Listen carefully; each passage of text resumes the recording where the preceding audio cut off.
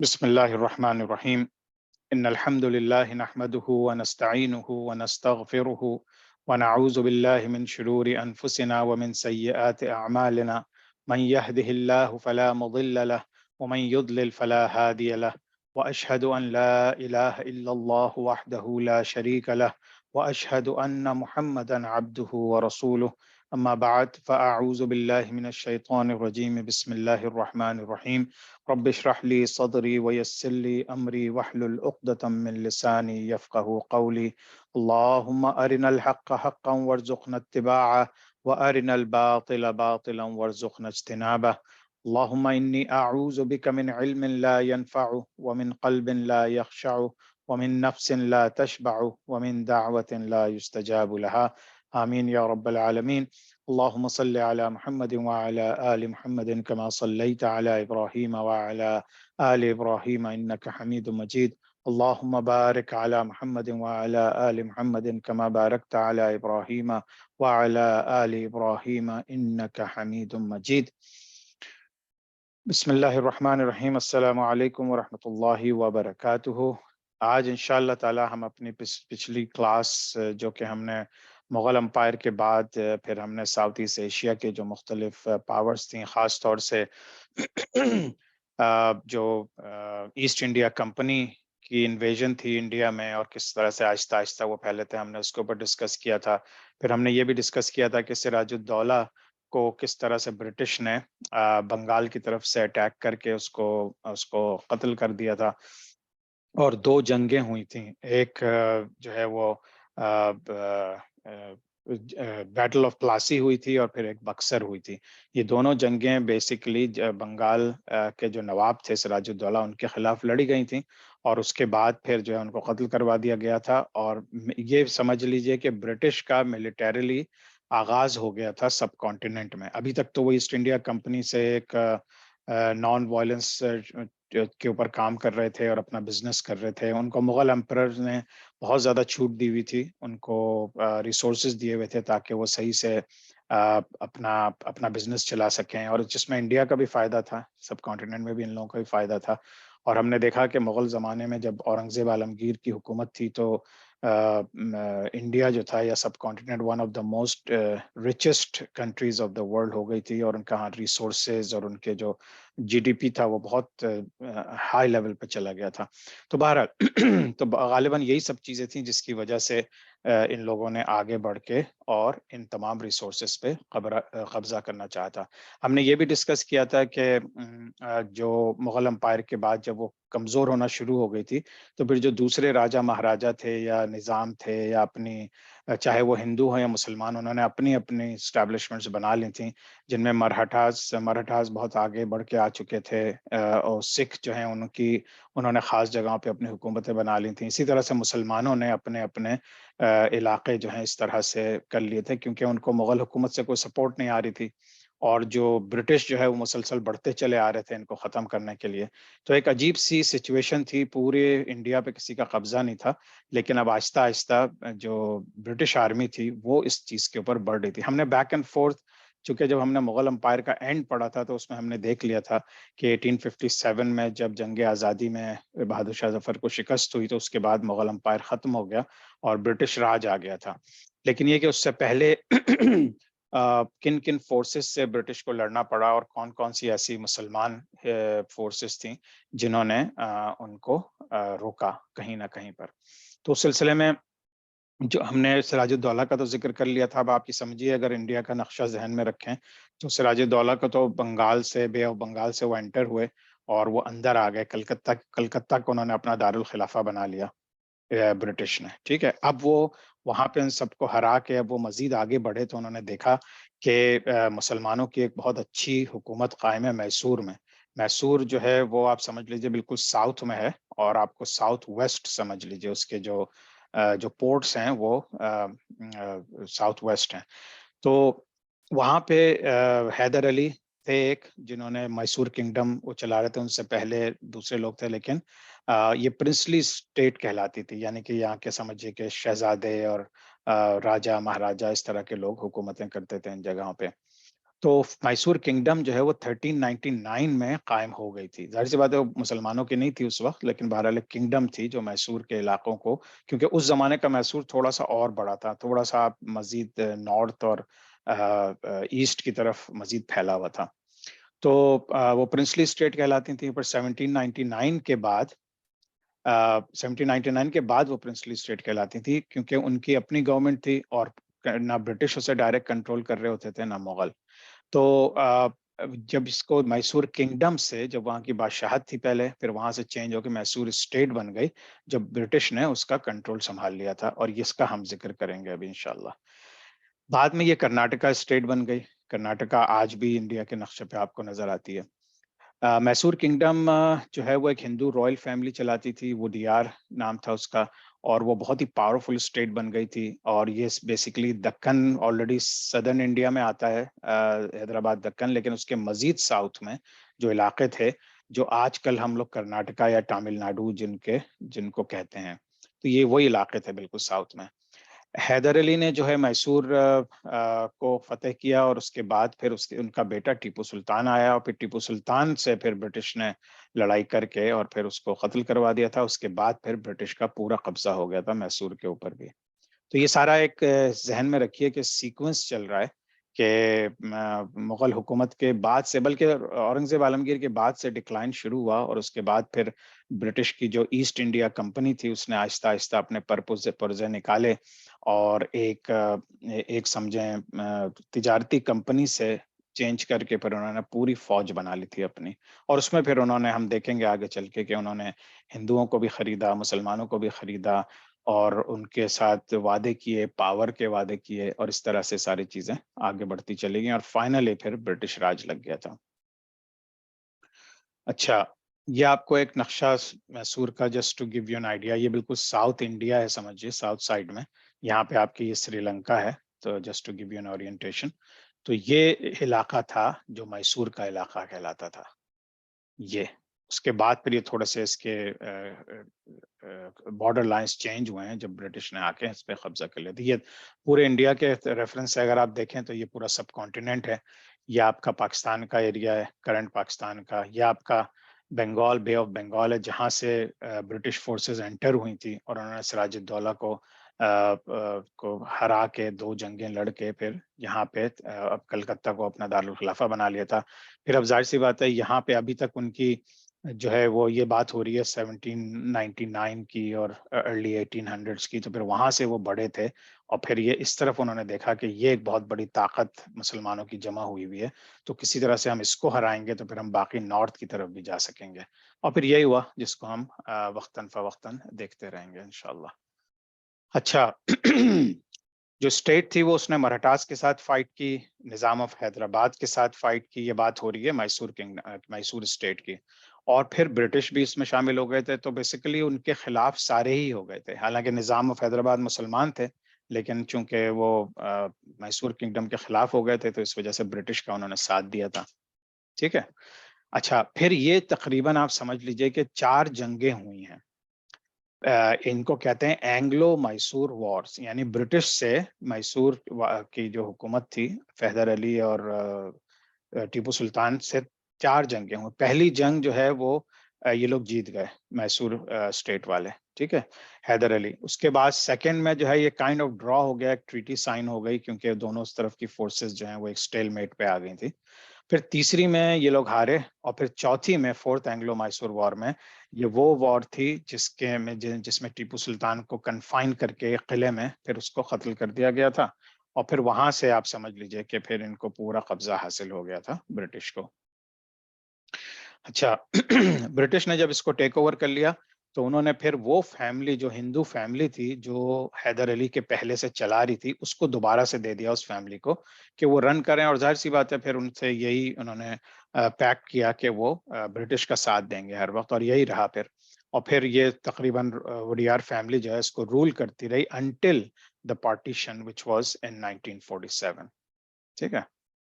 अच्छा, middle 18th century में, around 1750 में, ये अब थोड़ा सा आप पीछे जाएं तो आप देखें कि जब यूरोपियन ट्रेडिंग कंपनीज जब पॉलिटिकल पावर्स बनना चाह रही थी, यानी कि अब आपको थोड़ा सा और پیچھے میں لے جاتا ہوں. اگر آپ کو وہ کلاسیں یاد ہوں جب ہم نے کولونائزیشنز پہ بات کی تھی کہ کس طرح سے برٹش نے، پورچوگیز نے، فرانس نے، ڈچ نے، ان سب کنٹریز نے جو ہے مزید دولت حاصل کرنے کے لیے، مزید پاور حاصل کرنے کے لیے اور پھر وہاں سے ٹریڈ کرنے کے لیے انہوں نے یہ بیسیکلی ان تین عزائم میں سے تینوں عزائم جو ہیں یہ سارے 4-5 بڑی پاورز نے یوز کیے تھے اور انہوں نے پھر کولونائزیشن کی تھی. کولونائزیشن کو میں نے بہت ڈیٹیل میں ڈسکس کیا تھا آپ لوگوں سے کہ امپیریلزم اور کولونائزیشن کیا ہوتی ہے. امپیریلزم بیسیکلی ایک ایسی سمجھیں کسی اپنی لینڈ کے علاوہ کسی دوسری لینڈ پہ جا کے حکومت کرنا اور ان کو اپنے رولز پہ چلانا، وہ امپیریلزم ہے. اور اسی کا ایک پارٹ ہے کولونائزیشن. کولونائزیشن میں پھر in addition to running the show with your own rules and regulations، اس کے علاوہ پھر وہ وہاں جا کے وہاں کے لوگوں میں گھل مل کے اور پھر ان علاقوں میں اپنا اثر و رسوخ پیدا کر کے یہ کولونائزیشن تھی. یعنی اپنے فورسز وہاں بھیج دیتے تھے یہ لوگ اور اپنے جو دوسرے رہنے والے لوگوں کو بعض اوقات ٹیمپرریلی موو کرواتے تھے تاکہ ان کا اثر باقی رہے. تو یہ جو کولونائزیشن ہوئی اس میں سب سے پہلے پورچوگیز، اگر آپ لوگوں کو اگین یاد ہو جب اسپین جو ہے مسلمانوں سے خالی کرا لیا گیا، اس وقت تو اندلوسیہ تھا، پورا اندلس یعنی پورا اسپین مسلمانوں کے قبضے میں تھا. پھر آہستہ آہستہ فرینچ فورسز نے نارتھ سے ساؤتھ کی طرف بڑھتے ہوئے اور پھر کرسچن ایجنسیز نے سب نے مل کے بہرحال مسلمانوں کو اور یہودیوں کو وہاں سے نکال دیا تھا. تو اس وقت جو ہے پھر پورچگال بن گیا، جو بالکل سمجھ لیجئے کہ کیا کہتے ہیں، سمجھ لیجئے کہ بالکل جو ویسٹرن پارٹ آف اسپین تھا وہ پورچگال تھا، باقی اسپین تھا. تو وہاں سے پھر پورچوگیز جو ہیں سب سے پہلے وہ گئے ساؤتھ امریکہ میں، انہوں نے کولونائزیشن کی، پھر افریقہ میں آ کے انہوں نے کی اور اسی طرح سے وہ پھر انڈیا تک بھی پہنچ گئے تھے. پھر اسی طرح سے پھر ڈچ نے کی، فرانس نے کی. تو جب ہم انڈیا میں، جب ایسٹ انڈیا کمپنی تھی برٹش کی، تو اسی زمانے میں فرینچ کی بھی اپنی کمپنی تھی، ٹریڈ کمپنی، اور اسی طرح سے ڈچ بھی وہاں موجود ہو گئے تھے. تو یہ آپس میں بلکہ ان لوگوں کی انیشیلی تھوڑی سی رفٹ رہتی تھی کیونکہ ہر کوئی چاہتا تھا، ہر یورپین کنٹری چاہتی تھی کہ اس کا سب سے زیادہ انڈیا سب کانٹیننٹ پہ اثر ہو تاکہ وہاں کی دولت سمیٹ سکیں وہ اور وہاں پہ اپنا پاور لگا سکیں. لیکن تاریخ ہمیں یہ بتاتی ہے کہ ان تمام فورسز نے پہلے تو خاص طور سے فرانس نے برٹش کی مخالفت کی اور پھر بلکہ انہوں نے ٹیپو سلطان کی فوج کو ٹرین بھی کیا اور ان کی ہیلپ بھی کی. لیکن پھر جب انہوں نے دیکھا کہ برٹش اب بہت تیزی سے چھانے لگے ہیں اور پھر بیسیکلی ایسٹرن سائڈ سے، بنگال سائڈ سے وہ انٹر ہو چکے ہیں، تو پھر انہوں نے آہستہ آہستہ مسلمانوں کا ساتھ چھوڑ کے پھر انہوں نے بھی برٹش کا ساتھ دینا شروع کر دیا تھا. یہ چیزیں اس لیے بہت امپورٹنٹ ہیں، again going back to the name of the class, connecting the dots. کیونکہ ہم لوگ ہسٹری تو پڑھ لیتے ہیں، مغل امپائر پڑھ لی، اس کے بعد پھر آپ دوسری 20th سینچری کی باتیں، ورلڈ وار 1، ورلڈ وار 2 کی باتیں شروع ہو جاتی ہیں.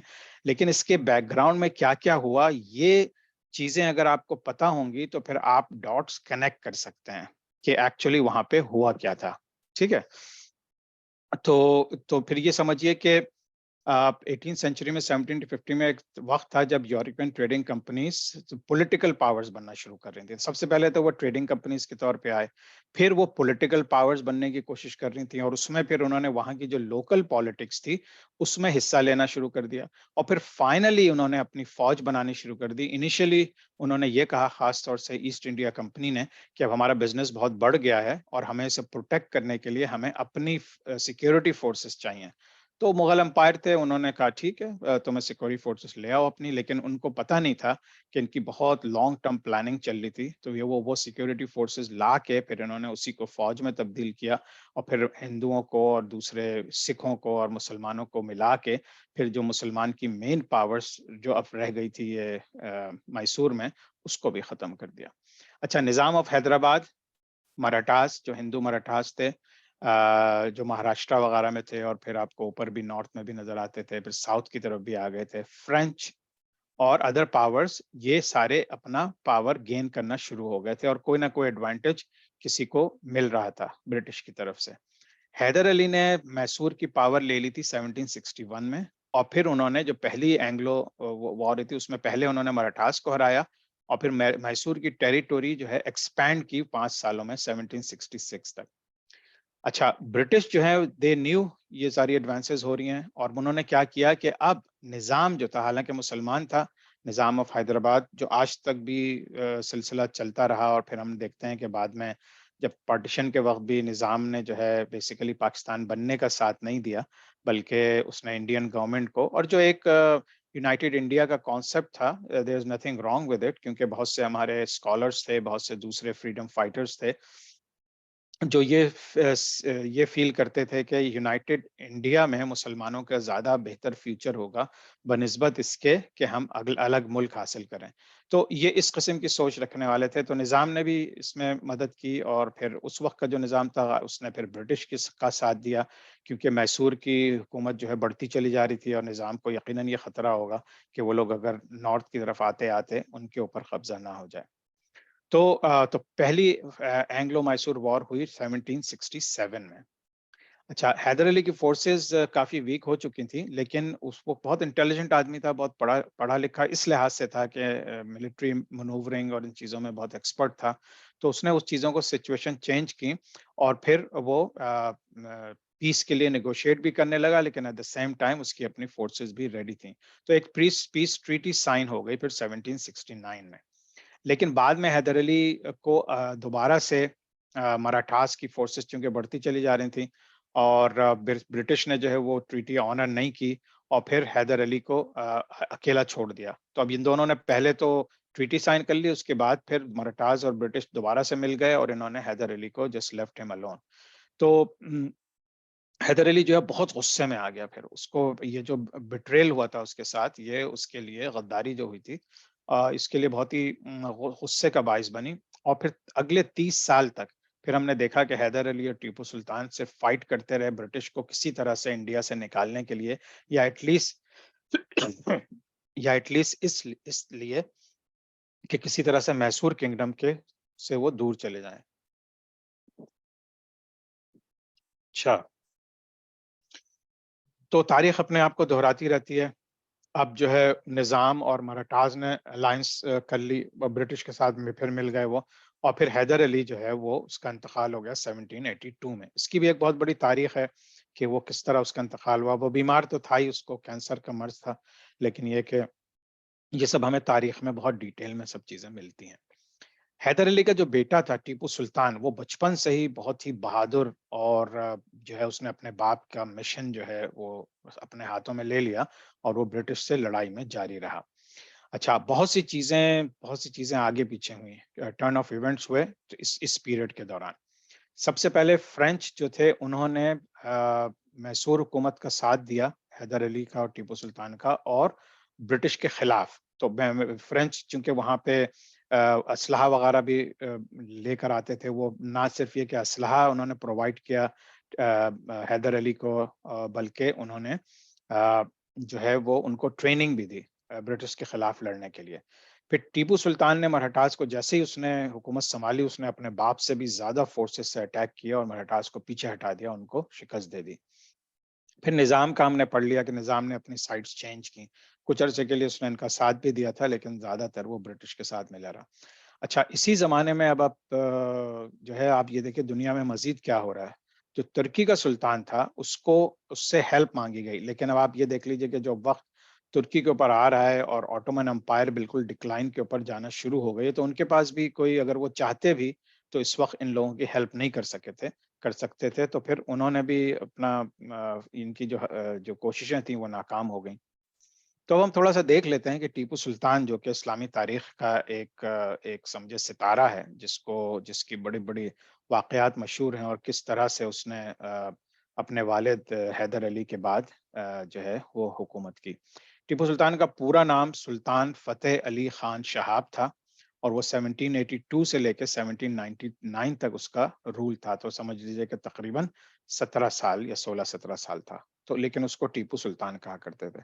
بہت ہی بہادر مسلمان سپاہی تھا، اور جو برٹش کی جو سب سے مین نیندیں اڑائی تھیں وہ ٹیپو سلطان نے اڑائی تھیں، کیونکہ وہ برٹش سمجھ رہا تھا سراج الدولہ کو غداری کروا کے. ہمیں یاد ہے کہ میر جعفر نے جب غداری کی تھی تو سراج الدولہ پہ قبضہ کر کے وہ سمجھ رہے تھے کہ اب پیس آف کیک ہوگا اور پورے انڈیا کو وہ فتح کر لیں گے، لیکن ایسا نہیں ہو سکا. اور ٹیپو سلطان نے جو ان کو टफ टाइम दिया, उससे उनकी नींदें उड़ गई थी।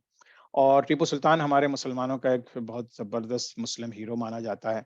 उसको जो है आर्मी जनरल बना दिया गया था जब वो सिर्फ़ 15 साल का था। अब हम लोग अपनी ज़िंदगी को कंपेयर करें कि जब हम 15 साल के थे तो हम लोग क्या सोचते थे और कहाँ इन्वॉल्व थे और हमारी एफ़र्ट्स क्या थी, चाहे दीन के मामले में या दुनिया के मामले में।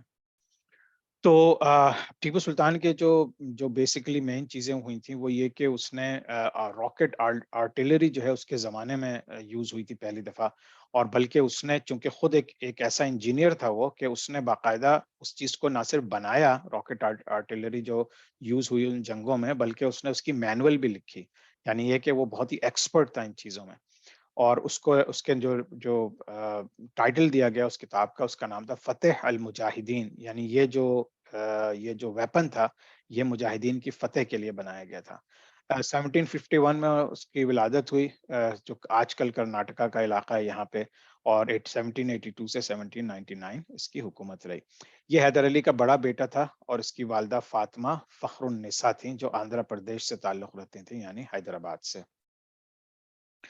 अच्छा, उनका नाम टीपू इसलिए रखा गया कि एक सेंट थे, एक बहुत बड़े बुजुर्ग थे, उनका नाम था टीपू सुल्तान औलिया।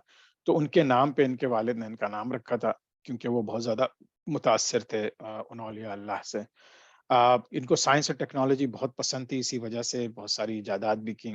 बहुत सी इंडस्ट्रीज़ लगाई, फैक्ट्रीज़ लगाई, ताकि इन चीज़ों में स्टेट ग्रो हो सके और स्टेट जो है वो ना सिर्फ़ ये कि अपनी बाहर की फ़ोर्सेस से लड़ सके, बल्कि खुशहाली है उन इलाकों में खुशहाली आ सके। तो टीपू सुल्तान ने ये सारे काम किए। और फिर हमने ऑलरेडी ज़िक्र कर लिया रॉकेट आर्टिलरी उसने शुरू सबसे पहले उसी ने शुरू की, और फिर उसको उसकी बुक लिखी और फिर उसको यूज़ किया अंग्रेज़ों के खिलाफ। और एक वाक़या मशहूर है, अल्लाह आलम इसमें कितनी सच्चाई है, लेकिन बहरहाल उसको जो है वो एक एक शेर से उसका मुकाबला हो गया था जब वो बहुत यंग एज में था, तो उसने शेर को मार दिया था। यानी शेर उसको ज़ख्मी नहीं कर पाया और उसने शेर को मार दिया था। तो ये बहुत मशहूर हुई बात उसकी बहादुरी की। और फिर उसे बाकायदा शेर मैसूर का खिताब भी दिया गया, lion of Mysore for his bravery. उसकी बहादुरी के ऊपर उसे शेर मैसूर का खिताब भी दिया गया था। अच्छा, जब ये जो मैंने 4 एंग्लो वॉर की बात की थी ना, एंग्लो मैसूर वॉर, यानी जो मैसूर से ब्रिटिश की 4 जंगें हुई थी, उनमें जब चौथी जंग थी, तो ब्रिटिश ने उस वक़्त जो है ये निज़ाम से दोबारा अलायंस किया, निज़ाम ऑफ हैदराबाद से। और मराठास तो उसके साथ ही थे, और उन्होंने फिर उस वक़्त टीपू सुल्तान को फिर डिफीट दे दी थी। और इसी 4th एंग्लो मैसूर वॉर में टीपू सुल्तान को शहादत मिल गई थी। टीपू ने बीच में जो है फ्रेंच लोगों से हेल्प भी माँगी थी, नेपोलियन से। एंड उसने अपनी कुछ आर्मी के लोग भी भेजे थे, ट्रेन भी किया था, जैसे मैंने पहले भी ज़िक्र किया, लेकिन ये सब काम नहीं कर सका। और इसकी जो मेन वजह थी, जो कि हमने फॉल ऑफ बंगाल जिसे आप कहते हैं, सिराजुद्दौला को जो गद्दारी हुई थी, बिल्कुल उसी तरह का वाक़या यहाँ भी हुआ। मीर सादिक एक और गद्दार था, मुसलमान था, टीपू सुल्तान की आर्मी में था, और ना सिर्फ आर्मी में था बल्कि उसका आर्मी जनरल था। उसने गद्दारी की, और उसने जब ज़रूरत थी टीपू सुल्तान को, उस वक़्त उसने वहाँ से बैटलफ़ील्ड से अपनी जो है फ़ौजों को हटा लिया, और आम फ़ौजियों को ये कह के हटाया कि तुम लोगों को सबको सैलरीज़ बँट रही हैं, तो तुम लोग जाके अपनी सैलरीज़ ले लो। अब ज़ाहिर-सी बात है, हर इंसान को, हर काम करने वाले को, हर सोल्जर को पैसों की ज़रूरत तो होती है, तो वो बेचारे समझे कि अब हमारी सैलरी का वक़्त है, यहाँ पे कोई इतना इम्पोर्टेंस नहीं है, और वो चले गए। जब वो ज़्यादातर फ़ोर्सेस चली गईं, तो फिर उसने ब्रिटिश को बता दिया कि भई अब इसके वक़्त इसके पास इतनी प्रोटेक्शन नहीं है। तो फिर ब्रिटिश ने हमला करके टीपू सुल्तान को, जो आखिरी फ़ोर्ट था, किला था, उस किले को कुछ अरसे में वो सीज किया, और उसके बाद उसके अंदर घुस के बहुत ही यानी ज़ालिमाना तरीके से फिर टीपू सुल्तान को शहीद कर दिया गया। तो ये जो किला था, इसको हम लोग अ, श्रीरंगापटना लिखा हुआ है तारीख में, लेकिन इसको श्रृंगापटम भी हम बोलते हैं, जो बचपन से हम तारीख पढ़ते चले आए हैं। लेकिन बहरहाल श्रीरंगापटना और फिर बाद उन्होंने टीपू सुल्तान को उसी किले को खत्म करके उसके ऊपर फतेह हासिल कर ली थी। अच्छा, तो टीपू सुल्तान जो है बेसिकली इनिशियली किसी और जगह पे फाइट कर रहा था। जब उसने सुना कि वो लोग वहाँ पर पहुँच चुके हैं श्रीरंगापटना के किले पे, लेकिन जब वो बाय द टाइम वापस आया तो इट वाज़ टू लेट, काफ़ी अंधेरा भी हो चुका था और वो लेट हो चुका था। तो जो उसका फ्रेंच एम्बेसडर था, क्योंकि बहरहाल उससे थोड़ी बहुत तो उनकी उनसियत थी کیونکہ شروع میں فرینچ نے ان کا بہت ساتھ بھی دیا تھا، اور ایسے لوگ تھے اس وقت بھی کہ جو ٹیپو سلطان کے وفادار تھے. تو ایک فرینچ جو ایمبیسڈر تھا اس نے ٹیپو سلطان سے کہا کہ تم بھاگ جاؤ اور اپنی زندگی بچا لو، یہاں پہ تو اب ختم ہو گیا، برٹش نے تو قبضہ کر لیا ہے، لیکن تم اب اپنی جان کو کیوں جوکھوں میں ڈال رہے ہو. بٹ ٹیپو سلطان نے پھر اس کو جو ہسٹوریکل ورڈ جو تاریخ میں آج تک مشہور ہیں کہ to live like a lion for a day is far better than to live like a jackal for 100 years. یعنی شیر کی ایک دن کی زندگی گیدڑ کی 100 سالہ زندگی سے بہتر ہے.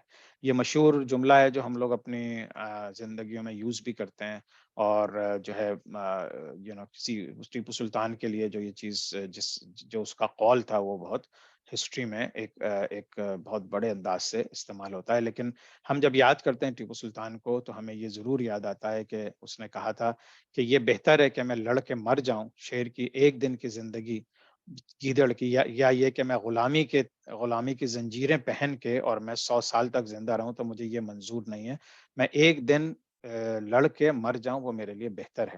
اور یہی ایک پیغام ہے جو اس کے بعد بھی پورے سب کانٹیننٹ میں جتنے بڑے بڑے اولیاء اللہ یا جو تحریک پاکستان میں لوگ شامل ہوئے یا جو بھی، تو ان لوگوں کا پھر بیسیکلی یہی نظریہ تھا کہ ہم غلامی میں اگر رہے تو پھر نہ ہم اپنے دین پہ عمل کر سکتے ہیں، نہ ہم اپنے دین کو امپلیمنٹ کر سکتے ہیں. تو اس کے لیے بہت ضروری ہے کہ ہم لڑیں اور شہید ہو جائیں، یا پھر ہم اپنی ایک الگ ایسی ریاست بنا سکیں جہاں پہ اللہ کے حکموں کے مطابق زندگی چلائی جا سکے. اچھا، تو مئی 4 1799 میں ان ٹیپو سلطان کو شہید کر دیا گیا. اور پھر جو ہے وہی جیسے میں نے بتایا میر صادق کے غداری کے اوپر. اور جب یہ بھی ایک واقعہ مشہور ہے کہ جب ٹیپو سلطان کو اس کی لاش تلاش کرنے کے لیے انہوں نے برٹش فورسز کو بھیجا، تو وہ اس کی باڈی کے قریب نہیں آ رہے تھے. وہ اتنا ڈرتے تھے اس سے، اس قدر خوف تھا ایک اکیلے آدمی سے کہ اس کی جو باڈی کو اٹھانے کے لیے کئی گھنٹے لگ گئے کہ کوئی بھی اس کے قریب جانے کو تیار نہیں تھا، بلکہ دور سے وہ اپنے گن سے یا ویپن سے اس کو ٹچ کر کے بار بار دیکھتے رہے کہ کہیں ایک دم سے اٹھ کے کھڑا نہ ہو جائے. تو سبحان اللہ، یہ اللہ تعالیٰ کی طرف سے تھا کہ اللہ نے اس کو اتنی عزت اور اتنا وقار دیا تھا کہ اس سے ساری دنیا تھراتی تھی. اور پھر جو ہے ہم دیکھتے ہیں کہ برٹش آرمی جو ہے اس وقت اس کی 50,000 سے زیادہ لوگ تھے، جس میں سے 26,000 اپنے لوگ تھے ان کے، 4,000 یورپین دوسرے فوجیں بلائیں تھیں، اور پھر انڈین آرمی کے جو لوگ تھے ان میں سے بھی انہوں نے بہت سو کو ریکروٹ کر لیا تھا، یعنی کہ پے کر کے اور ان کو لڑوا رہے تھے. نظام نے جو ہے 10 بٹالین بھیجی تھیں، 16,000 ہارس رائڈرز بھیجے تھے برٹش کی مدد کے لیے. تو تاریخ کا ایک بہت بڑا حصہ ہے. اور اسی وجہ سے جب میں آپ سے کہتا ہوں نا کہ ہمیں ڈاٹس کنیکٹ کرنے بہت ضروری ہیں، تو جب قیام پاکستان ہوا اور اس وقت کشمیر کی اسٹیٹ تھی، حیدرآباد کی اسٹیٹ تھی، اور کچھ اور سی آپ کے گجرات میں اور دوسری جگہوں پہ ایسی جگہیں تھیں جہاں مسلمانوں کی تعداد زیادہ تھی، لیکن سم ہاؤ وہاں پہ وہ پاکستان کے ساتھ وہ حصہ شامل نہیں ہو سکا. اس میں کچھ راجا مہاراجاؤں کا، کشمیر میں ایک سکھ راجا تھا اس کی وجہ سے ہوئی، اور عام جو عوام تھی اس کو سمجھیں ان کی خواہش کو نہیں دیکھا گیا، اور جو حکمران تھے ان لوگوں نے اپنے لحاظ سے فیصلے کیے. لیکن again this is something, it's part of history. As long as کہ ہمیں ہسٹری پتا ہے کہ کیا ہوا تھا، actual end of the day کیا ہوا تھا، I think that should be enough. لیکن اگر آپ لوگوں کو مزید اس میں تحقیقات کرنی ہے تو ضرور کریں. جب تک ہم کیوریس نہیں ہوں گے، ریسرچ نہیں کریں گے، بعض اوقات ہم بہت سے فیکٹ جو ہیں وہ مس کر جاتے ہیں. بہرحال، اور دوسری طرف ٹیپو سلطان کے پاس صرف 30,000 لوگ تھے، تو اب 50,000 پلس 16,000 ہارس رائڈرز بھی تھے، تو ان کی تقریباً آپ سمجھے ڈبل سے بھی زیادہ فورس تھی برٹش کی. تو یہ بہت مشکل تھا، لیکن اسٹل ٹیپو سلطان نے بہت بہادری سے لڑائی کی اور آخر میں شہید ہو گئے. اچھا،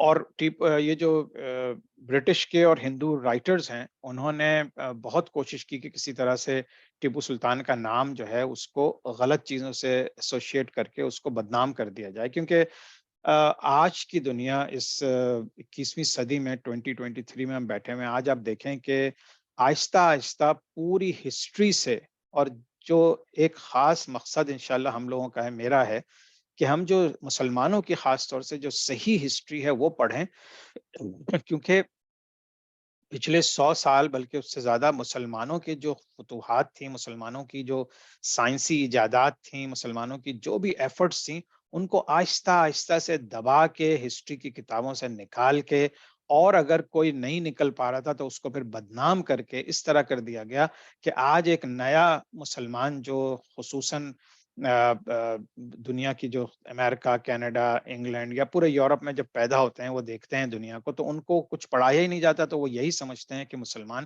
جو ہیں وہ دہشت گرد ہیں، اور مسلمان جو ہیں انہوں نے کبھی انصاف پرووائڈ نہیں کیا، اور ان کا کبھی اچھا وقت نہیں گزرا، اور ان کے جتنے جو ہم لوگ ہیرو جنہیں بولتے ہیں ان کو وہ ولن بنا کے دکھاتے ہیں. تو you have to be very very careful. اس لیے نہیں کہ خدا نخواستہ آپ تاریخ کو غلط انداز سے اپنی طرف سے بھی باعث انداز سے دیکھیں، لیکن اس لیے کہ آپ حقیقت کو تلاش کر کے کم از کم جو when the credit is due آپ ان کو دیں کریڈٹ.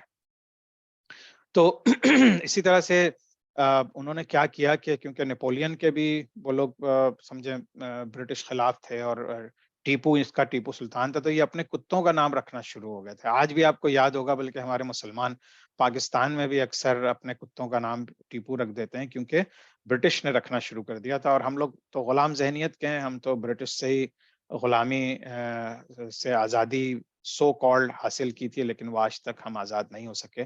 اینڈ یو آل نو کہ آج کل کیا سلسلہ ہے. بہرحال تو ایک اور جو ان کی دشمنی کی جو ایک ایکٹ تھا ان کی دشمنی کا، کہ انہوں نے جو ہے اس کے اوپر ان کی جب ٹیپو سلطان کی ایک انگوٹھی ملی جو وہ پہن کے رکھتا تھا، اس کے اوپر انہوں نے بعد میں اس کے اوپر رام لکھ دیا، اور اس کو یعنی اس طرح سے دکھانا چاہا کہ ٹیپو سلطان بھی ایکچولی ہندو ہو گیا تھا. اب یہ ساری تاریخ میں ہمیں ملتی ہیں چیزیں، اس کی حقیقت کتنی ہے اللہ عالم، اللہ تعالیٰ بہتر جانتا ہے. لیکن بہرحال آپ لوگوں کو سب کو اس لیے پتا ہونا چاہیے کہ اگر کوئی اس کو پروف کرنے کی کوشش کرے تو آپ نے ہسٹری میں پڑھا ہوا ہے کہ یہ صرف مسلمانوں کو اور ٹیپو سلطان کو بدنام کرنے کی کوشش کی گئی تھی. ٹیپو سلطان بہت ہی ڈیواؤٹ پریکٹسنگ مسلمان تھا، تو بلکہ اس نے اپنے بہت سے جگہوں کے نام اسلامک، بہت سے شہروں کے نام اس نے اسلامک نامز رکھے تھے. آپ کو پتا ہوگا آج کل جو انڈیا میں حکومت ہے انہوں نے بہت سے مسلمان شہروں کے نام جو ہے وہ ہندو نام رکھنے شروع کر دیے ہیں. تو آپ یہ دیکھیں کہ یہ سلسلہ جو ہے وہ اس میں چلتا رہتا ہے، اور شاید اسی کے بدلے میں یا اسی کی یقیناً وہ لوگ بھی ہسٹری پڑھتے ہیں، انہوں نے جب یہ سنا ہوگا چیزیں تو اسی کے بدلے میں آج وہ ناموں کو چینج کر رہے ہیں. اچھا جی، اچھا ان کی ٹیپو سلطان کی پکچر کے بارے میں بھی بڑی ڈسکریپنسیز ہیں. ایک تو یہ کہ ٹیپو سلطان کی تصویر آپ نے جہاں بھی دیکھی ہوگی، آپ نے دیکھا ہوگا کہ وہ بہت ہی بڑی بڑی مونچھوں والا اور سخت گیر شخص، اور چہرے پہ اس کے مطلب روب اور دبدبا یہ. لیکن کہتے ہیں کہ ایک کسی کوئی ایک بہت ہی دبلے پتلے وہ تھے، اور ان کی داڑھی تھی، اور وہ بہت ہی ایک بزرگ نظر آتے تھے، یعنی کہ چہرے سے، اور ہر وقت ان کے صافہ بندہ ہوتا تھا سر پہ، یعنی کہ بالکل مسلمانوں کی سنت لباس میں وہ رہا کرتے تھے. لیکن ہم جو آج کل پکچر دیکھتے ہیں اس میں بڑی بڑی مونچھیں ہیں، اور بہت جو ہے ڈارک قسم کی، اور روب و دبدبا ان کے چہرے پہ، وہ سب یقیناً ان کی بہادری کی وجہ سے لوگوں نے ڈپکٹ کر دی ہوگی. بلکہ ایک جرنلسٹ تھا، اس نے ابھی recently with in last 10-20 years میں اس نے جو ہے برٹش میوزیم میں ایک ریئل پکچر دیکھ لی جو کہ ٹیپو سلطان کی تھی. تو وہ یعنی کہ وہ جو ٹیپو سلطان کی پکچر تھی، ظاہر بات ہے برٹش اپنی سم ہاؤ کہیں نہ کہیں کسی نہ کسی نے وہ تصویر لی ہوگی یا بنائی ہوگی، اور وہاں پہ میوزیم میں موجود ہے. اور وہ بالکل ٹیپو سلطان جو آج ہمیں تصویروں میں نظر آتے ہیں وہ ویسے نہیں تھے، بلکہ ایک بہت ہی بزرگ شخصیت کی شکل میں موجود تھے. اچھا جی، اب ہم دیکھیں اینڈ آف مسلم رول جو ہے وہ تو سب کانٹیننٹ میں سمجھیے کہ جنگ آزادی کے وقت ہو چکا تھا، یعنی 1857 میں. لیکن یہ ساری جو ہم باتیں بتا رہے ہیں یہ ابھی 1857 سے پہلے کی ہیں. یہ اس وقت جو مغل امپرر تھا اس کا نام غالباً شاہ عالم تھا، اور اسی طرح سے ڈکلائن چلنا شروع ہو گیا، اور بعد میں بہادر شاہ ظفر کے زمانے میں جنگ آزادی میں مسلمانوں کو شکست ہو گئی تھی. تو انڈیپینڈنس وار جو جنگ آزادی ہوئی تھی، مسلمانوں کی گورنمنٹ اینڈ ہو گئی تھی. برٹش رول جو ہے، برٹش راج امپوز کر دیا گیا تھا رائٹ نیکسٹ ایئر. تو 1858 سے لے کے اور 1947 تک جب پارٹیشن ہوا، independence of Pakistan and India ہوئی، تو اس وقت تک برٹش راج چلتا رہا. اچھا، جب ایسٹ انڈیا کمپنی نے آلریڈی قبضہ کر لیا تھا، تقریباً پورے انڈیا پہ ان کا موسٹ آف انڈیا پہ ان کا قبضہ تھا، لیکن وہ وہیں کے لوگ تھے جو وہیں کی گورنمنٹس میں اسی لحاظ سے بہت سے چینجز تو کیے تھے انہوں نے انڈیا کے رولز اینڈ ریگولیشنز میں، لیکن یہ کہ جو ایکچوئل انسٹرکشنز ہوتی تھی وہ ود ان دا کنٹری تھیں. لیکن جب برٹش راج لگ گیا تو پھر کوئن جو ہے وہ سمجھیے کہ وہ کوئن کے انڈر آ گیا پورا سب کانٹیننٹ، اور وہاں سے ہوتے تھے پھر ان کا وائس رائے اور ان کا جو اس طرح سے یعنی کہ وہاں کے ریپرزینٹیٹیو ہوتے تھے جو انڈیا کی حکومتیں سنبھالے ہوئے تھے. تو اس طرح تھا سلسلہ، اور یہ سمجھے مسلمانوں کی حکومت کا اینڈ ہو گیا تھا اس وقت. اچھا، اب یہ ایک تھوڑا سا نقشہ ہے، یہ بھی آپ لوگ تفصیل سے بعد میں دیکھ سکتے ہیں کہ برٹش کانکویسٹ آف انڈیا. تو یہاں پہ یہ اس کا لیجنڈ ہے، یہاں پہ آپ دیکھ سکتے ہیں کہ برٹش کہاں کہاں پہنچے، پھر کس وقت جو ہے کون سی فورسز کے ساتھ انہوں نے ایگریمنٹس کیے، اور کس طرح میسور حکومت کو تباہ کیا اینڈ آل دیٹ. تو انشاءاللہ یہ جب بھی موقع ملے یہ آپ لوگ دیکھ سکتے ہیں اس کو. یہ آپ کو صرف میں اس وقت یورپ میں کس طرح سے ممالک بٹے ہوئے تھے، تو just to give you an idea. اور انشاءاللہ تعالیٰ جس طرح لاسٹ کلاس میں بھی کسی نے مینشن کیا تھا کہ آپ لوگوں کو یہ بھی خواہش ہے کہ ہم دیکھیں کہ اس وقت دنیا میں کیا ہو رہا تھا، تو اگلی کلاسوں میں انشاءاللہ اس کا بھی ذکر کروں گا.